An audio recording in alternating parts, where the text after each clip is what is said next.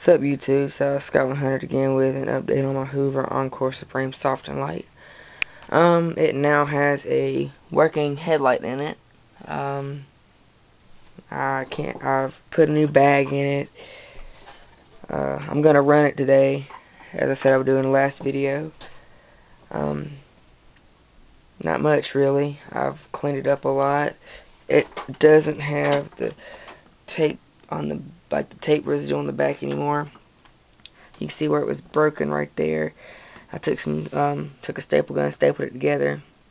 So I'm gonna run it for you. Just a second.